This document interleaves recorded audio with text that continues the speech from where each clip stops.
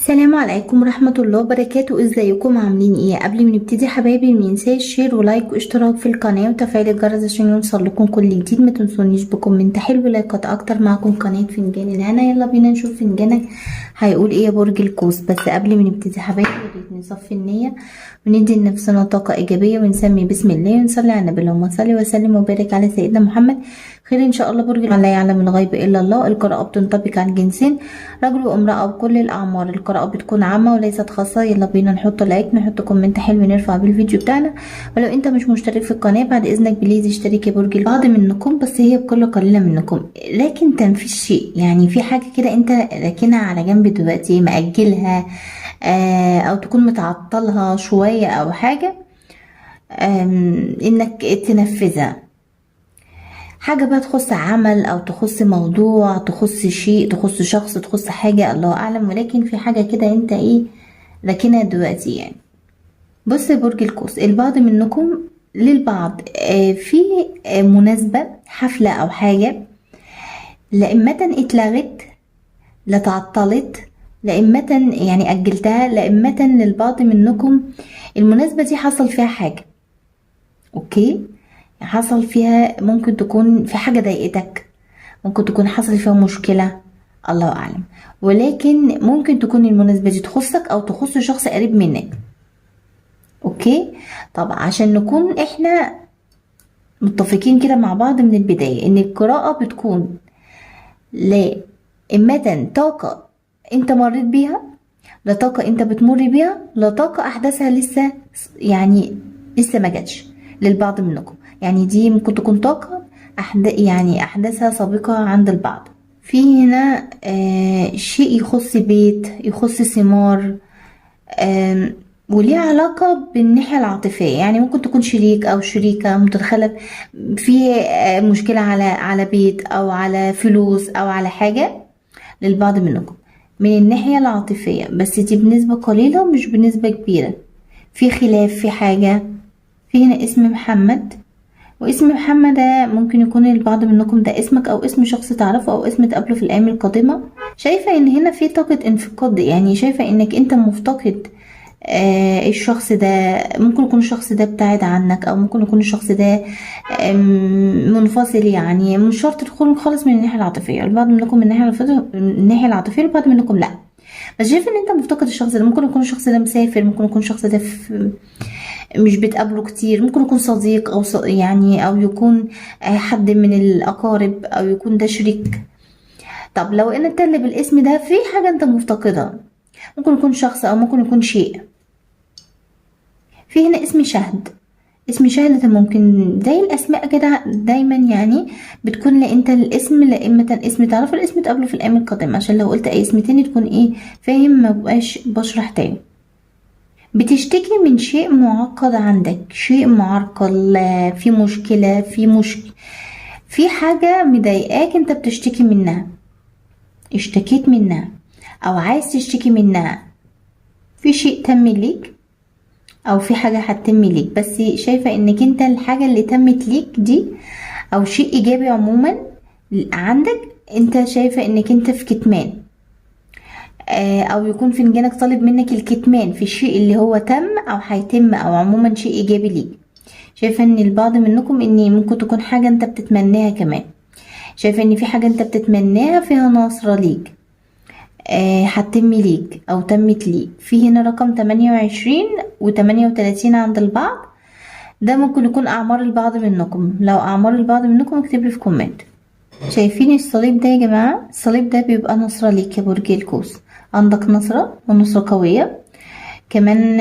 عايزة اقولك انك انت في حاجة انت سمعت بيها انها نصرة ليك او هتسمع بيها، حاجة انت سمعت بيها او هتسمع بيها خبر يعني. برج القوس شايفة ان في كلام، في حاجة انت عايز توصلها لحد الشخص ده مديك ظهره، عايز توصله كلام بس انت زي ما يكون انت عايز تضايقه بالكلام او عايز ممكن يكون الطاقة دي انت مريت بيها او بتمر بيها اوكي، او ممكن تكون دي طاقة لسه سابقة عند البعض، يعني احداثها سابقة عند البعض منكم. بس شايفة انك انت عايز توصل حاجة لحد،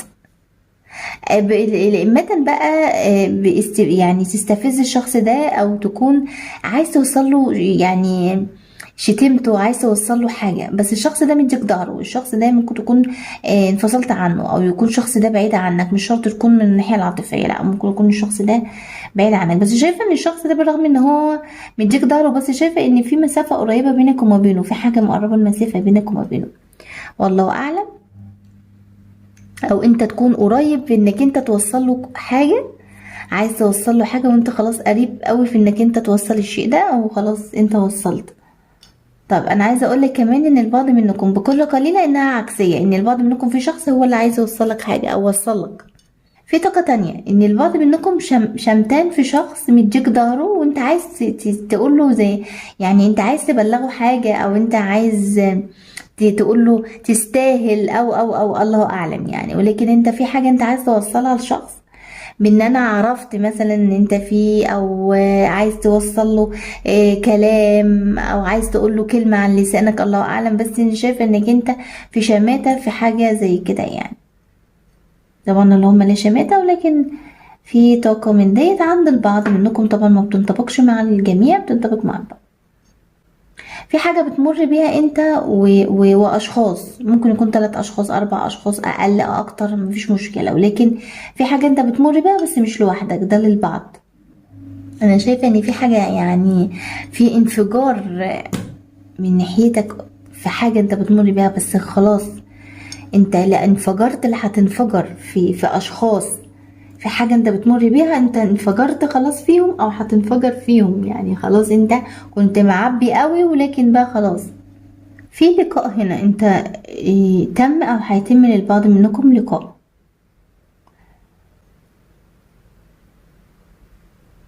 طيب هو البعض منكم لو انت باسم احمد، ففي لقاء عندك انت ممكن تكون في انتظاره، او هيكون في لقاء هتكون في انتظاره. او البعض منكم في لقاء مع حد باسم احمد، يكون بقى من الناحيه العاطفيه اوكي، او بعيدا عن الناحيه العاطفيه برضو مفيش مشكله، بس هو اللقاء ده ممكن تكون انت في انتظاره، او ممكن تكون لا، بس في لقاء. في هنا تضييع حق، وانت متضايق جدا في تضييع حقك ده. بس شايفه ان في هنا حاجه انت يعني هتتم ليك في في شيء يخص حقك، تمت او هتتم،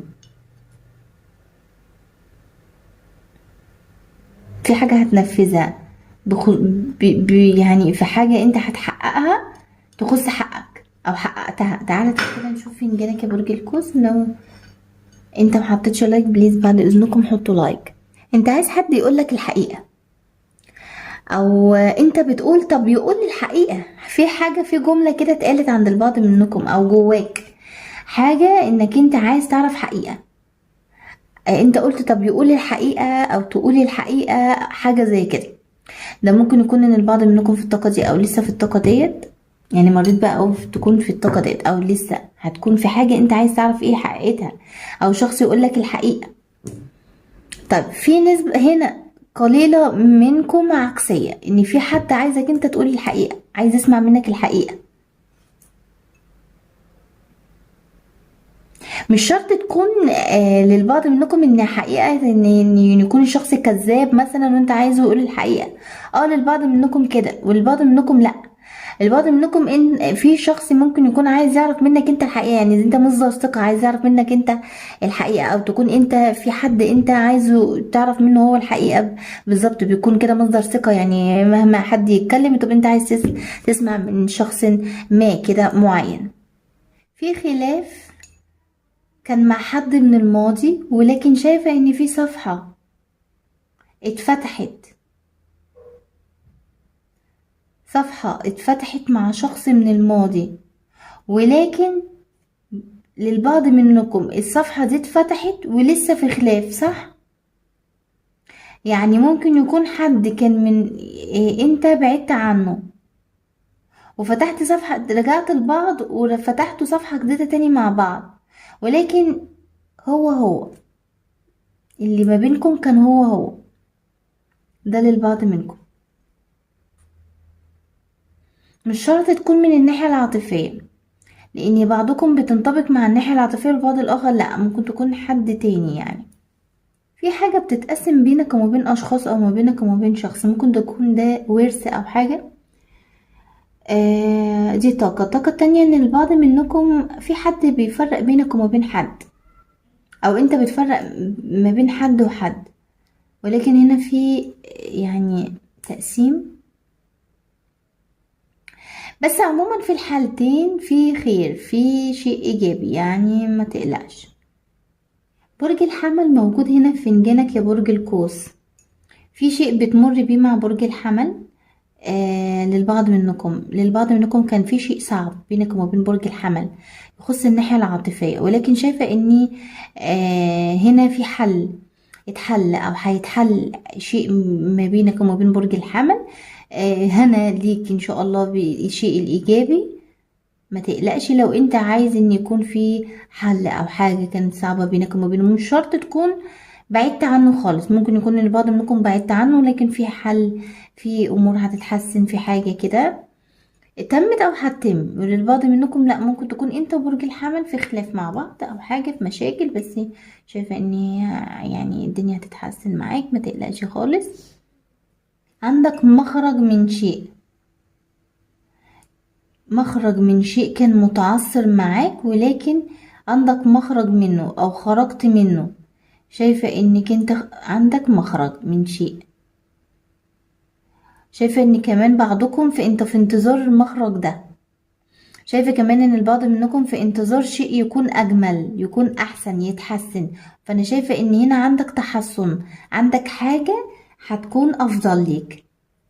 حرف اله موجود، وده ممكن يكون في اسمك او في اسم شخص تعرفه، او البعض منكم ما ينطبقش عنه. بس الحروف بتكون مبدئيا بتكون في اول الاسم، في نص الاسم، في اخر الاسم. في سفر سعيد عند البعض منكم، اذا كان سفر عمل او سفر ترفيه، ولكن هو سفر سعيد ليك كبرج القوس. ربنا يسعدك دايما. في هنا اسم رحمة، وده اسم رحمة، زي ما احنا عارفين ان الاسماء بقى اللي بتكون اسمك لاسم تعرفه، الاسم تقابله في الايام القادمة. بتوصف صبرك وكتمانك في شيء، انت بتوصف قد ايه انت صابر، قد ايه انت كاتم، او تكون انت عايز توصف كتمانك وصبرك على شيء ما او على شخص عموما. شايفة كمان ان البعض منكم كاتم شيء بغرض الشماتة، يعني كاتم على شيء يخصك عشان محدش يشمت فيك، في حاجة انت كاتم عليها عشان محدش يشمت فيك، عشان شخص او عشان حاجة او عشان عموما، يعني محدش يشمت. في هنا شفاء باسم، يعني في اسم حد حرف الايه، وده ممكن يكون ده انت لو تعبان، لو انت، او يكون شخص قريب منك بالحرف ده، وده ينطبق مع قلة قليلة منكم. عندك حظ في تحقيق شيء، في شيء اتحقق ليك، اتنفذ ليك او هيتنفذ، بس انت كنت محظوظ فيه او هتكون محظوظ في شيء انه يتحقق.